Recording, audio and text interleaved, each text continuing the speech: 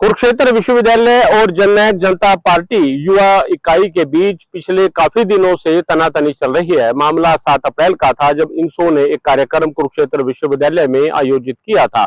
उसके बाद आरोप लगे कि वहां काफी सारी कुर्सियां टूटी हैं, जिसके आरोप जननायक जनता पार्टी के 11 उन बड़े नेताओं पर लगे और मामला दर्ज किया गया। इसको लेकर जब कल जननायक जनता पार्टी के नेता कुरुक्षेत्र विश्वविद्यालय पहुंचे थे तो वहां भी सीएसओ द्वारा अपनी मूंछों पर हाथ फेरने को लेकर माहौल गर्मा गया था और अब नया दावा डॉक्टर जसविंदर खैरा कर रहे हैं। क्या कहेंगे साहब? देखिए सर, कल की जो घटना हुई, हम वाइस चांसलर साहब से मिलने गए थे। वाइस चांसलर वहां पर उपलब्ध नहीं थे, तो हमने रजिस्ट्रार साहब को अपनी बात रखी। उससे पहले जो कुरुक्षेत्र विश्वविद्यालय के सीएसओ बनाए हैं, जो गुंडागर्दी फैला रहे हैं, स्टूडेंट में डर का माहौल पैदा करना चाहते हैं, कल भी आपने देखा और सभी ने देखा कि किस प्रकार से मूंछों को ताव देकर बच्चों को और आए हुए लोगों को डराने का कार्य कर रहे हैं। तो साहब, ऐसा जो काम है वो कम से कम विश्वविद्यालय में तो नहीं चलता। अगर आपने मूंछों को ताव देने का इतना ही है, चाव है, तो कहीं आप और कहीं जाकर मूंछों को ताव देने का काम करें। कम से कम ये हमारे संस्कार नहीं है कि विश्वविद्यालय में पढ़ाने वाला जो प्रोफेसर है वो मूंछों को ताव देकर, जहां सामने हमारी महिला नेत्री खड़ी हो, वहां पर बच्चियां खड़ी हो, वहां पर ऐसे ताव देना हमारे संस्कारों में नहीं है। कम से कम हमारा हरियाणा प्रदेश ऐसा नहीं है। तो अब जो दावा कर रहे हैं कि वो एबीवीपी से जुड़े हुए हैं और बिल्कुल, देखिए, ये जो सीएसओ बनाए हुए हैं ये एबीवीपी संगठन से जुड़े हुए हैं, तो हम ये कैसे मान लें कि ये राजनीतिक द्वेष भावना नहीं है।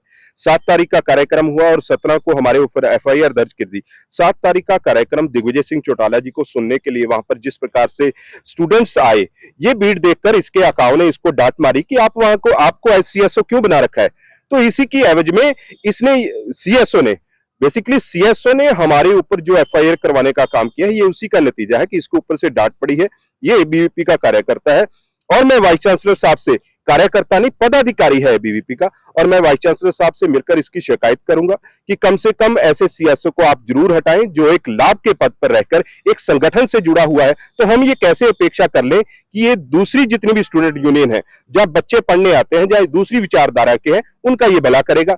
ये बिल्कुल भी बर्दाश्त नहीं करेंगे और इसको हम सीएसओ पद से हटाने के लिए पूरे अपने प्रयास करेंगे और वाइस चांसलर साहब से ये रिक्वेस्ट करेंगे कि इसको जरूर सीएसओ पद से हटाएं। आपने जो कुछ तस्वीरें भी जारी की हैं प्रेस नोट के साथ, बिल्कुल, वो मैंने सारी तस्वीरें जो हैं वो सभी प्रेस मीडिया में जारी कर दी हैं। वो आप भी देख सकते हैं कि किस प्रकार से ये संगठन में रहकर संगठन का कार्य करता है। हमारे को इसको संगठन में रहने से कोई दिक्कत नहीं है, ये संगठन में रहे 100 बारी रहे, लेकिन अपना प्रोफेसर का पद छोड़े और अपना सीएसओ का पद छोड़े, तब ये संगठन में रहे, हमें कोई एतराज नहीं है। लेकिन अगर लाभ के पद पर रहेगा तो हम इसको ये चीज हम बर्दाश्त नहीं करेंगे।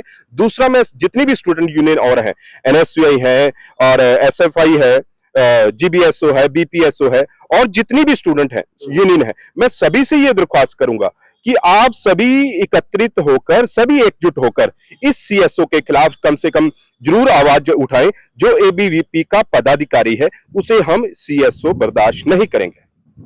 तो कुरुक्षेत्र यूनिवर्सिटी के सीएसओ यानी चीफ सिक्योरिटी ऑफिसर, जो कि एक प्रोफेसर भी हैं, उन पर दावा किया जा रहा है कि वो एबीवीपी के साथ जुड़े हुए हैं और कहीं ना कहीं अपने काम के प्रति उनकी निष्पक्षता दिखाई नहीं देती और यही मांग जो है कुरुक्षेत्र विश्वविद्यालय के कुलपति से मिलकर करने वाले हैं जननायक जनता पार्टी के नेता।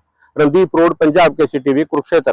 हमसे जुड़े रहने के लिए हमारे YouTube चैनल को सब्सक्राइब करें और नई वीडियो की नोटिफिकेशन के लिए बेल आइकॉन को दबाएं।